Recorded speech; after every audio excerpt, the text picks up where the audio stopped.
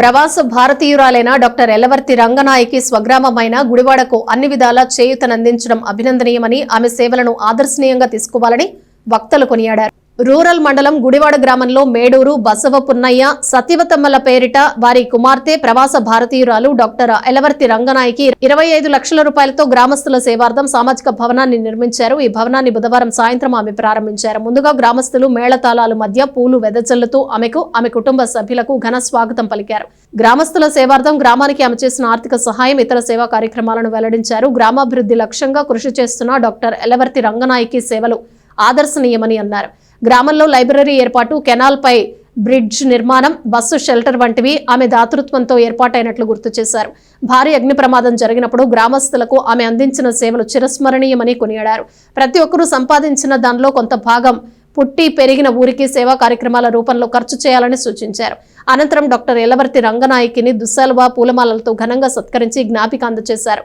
కార్యక్రమంలో సర్పంచ్ ఎడ్లపాటి రాకేష్, కావూరి చంద్రమోహన్, యార్లగడ్డ శైలజ, రావెల బసవ పున్నమ్మ, దొండపాటి అన్నపూర్ణ, సీతా మహాలక్ష్మి, విజయలక్ష్మి, మోహన్ రావు, నవీన్, బొద్దులూరి శివరామకృష్ణయ్య, సునీల్, మాతంగి రత్నం గ్రామస్తులు పాల్గొన్నారు.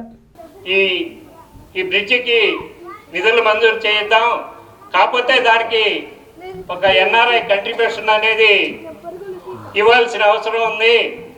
మరి ఆ ఎన్ఆర్ఐ కంట్రిబ్యూషన్ ఏర్పాటు చేసుకోండి, జడ్పీ నుండి నిధులు మంజూరు చేద్దామని ఆమె తెలియజేయంగానే మరి శ్రీమతి రంగనాయక్ గారు ముందుకొచ్చి ఆ నిధులు 2 లక్షల రూపాయలు ఆ రోజునే మరి గ్రామ పెద్దల చేతులకి అందిస్తే వారు జడ్పీకి కంట్రిబ్యూషన్గా చెల్లించగా ఆ రోజునే 16 లక్షల రూపాయలు ఆ బ్రిడ్జికి పాతూరు నాగభూషణం గారు జడ్పీ చైర్మన్ మంజూరు చేయటం జరిగింది. అదేవిధంగా మరి వారి తల్లిదండ్రులు జన్మనిచ్చిన భూమిలో జన్మనిచ్చిన తల్లిదండ్రుల పేరు మీద మరి ఈ మేడూరు బసవ పున్నయ్య సత్యవతుల పేర్ల మీదుగా ఈ సామాజిక భవనాన్ని నిర్మించడానికి అడగంగానే 25 లక్షలు ఇచ్చి తన దాతృత్వాన్ని చాటి చెప్పుకున్న శ్రీమతి ఎల్లవర్తి రంగనాయక్ గారికి ఈ గ్రామం ఏమిచ్చినా ఆమె రుణం తీర్చుకోలేదని తెలియజేస్తూ అమౌంట్ అవుతుంది అనుకున్నాం. సరేలే అయినంతవరకు అయితే ఒక 20 అడుగుల్లో స్లాబ్ వేసి మీద షెడ్ వేసుకుందాం అనుకున్నాం. మీద మళ్ళీ మీ షెడ్ కింద కూర్చోబెడతాం మమ్మల్ని అన్నారు. సరేలే అని చెప్పేసి స్లాబ్ అనుకున్నాం. అనుకోకుండా మోహన్ రావు గారికి మనకేమో డైరెక్ట్గా ఆయనతో పరిచయం లేదు, శివరామకృష్ణ గారికి చెప్పారు. ఓ రోజు ఆయన వచ్చారు కదండి, సహాయం చేస్తున్నారు కనుక్కోండి, మరి ఒక ఆయన కొంత అమౌంట్ ఇస్తున్నారు, మరి మిగతా అమౌంట్ మీద వాళ్ళు ఏమైనా అరేంజ్ చేస్తారని. 4 రోజుల తర్వాత కబుర్ చేశారు. మొత్తం మేమే చేస్తామయ్యా, మా అమ్మగారు నాన్నగారు పేరు ఇవ్వమన్నారు, మా సిస్టర్ మొత్తం డొనేట్ చేస్తారు అంటే, సిస్టర్ మనం మొత్తం డొనేట్ చేయాలి. నాకు చాలా అప్పుడు నాకు మీ కుటుంబం గురించి అంతగా తెలియదండి. అసలు ఇలా మీరు వందనికి 2 లక్షలు ఇచ్చారని, బస్ షెల్టర్కి ఇచ్చారని అంటే నేను ఇక్కడ ఊళ్ళో ఎక్కువ ఉండేవాడిని కాదు. తర్వాత ఏంది నేను ఏదైనా అనుకుంటే ఆ రోజుల్లోనే 5 సంవత్సరాలకి అయితే 2 లక్షలు ఇచ్చారు, బస్ షెల్టర్ కూడా కట్టించారంటే 2 లక్షలు అంటే అప్పుడు అక్కడ పొలం ఒక ఎకరం పొలం వచ్చేది మీరు ఇచ్చిన అమౌంట్కి, భారీ డొనేషన్ ఇచ్చేది. ఫస్ట్ టైం మా అమ్మ దగ్గరకు వచ్చినప్పుడు కొంచెం కష్టంగా ఉండేది.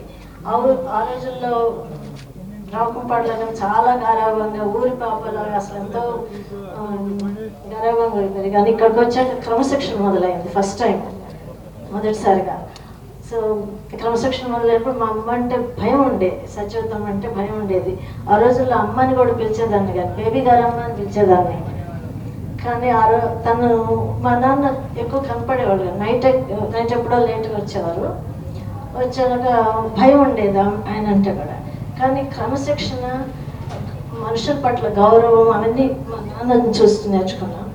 మా అమ్మని చూసి మా అమ్మ ప్రతి మాటలోనూ మీకు అందరికీ తెలుసు, ప్రతి సంభాషణలోనూ ఒక సామెత చెప్పేది. కష్టే ఫలి, ధైర్య సాహస లక్ష్మి అని ఇవన్నీ చెప్పేదన్నమాట. అవన్నీ నాకు మనసులో నాటుకుపోయినాయి చిన్నతనంలోనే.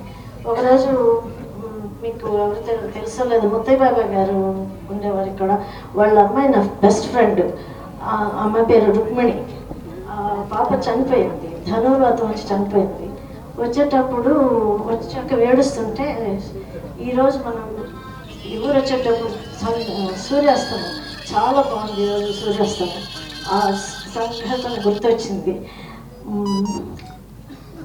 రుక్మిణి చనిపోయిందని ఏడుస్తూ వస్తే మా అమ్మ చెప్పింది, ఇది అమెరికాలో అయితే ఇలా పిల్లలు చచ్చిపోరు, వాళ్ళకి ధనుర్వాతానికి ఇంజక్షన్లు ఇస్తారు అని.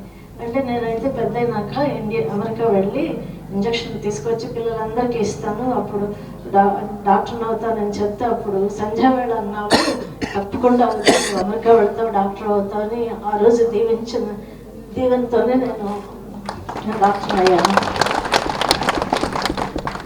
మా ఇంట్లో 7 పిల్లలు, మా పిన్నికి 4. నేను ఎప్పుడు వన్ ఆఫ్ ద 11లో ఒకదాన్ని అనుకుంటాను. మా 7 కూడా అన్నీ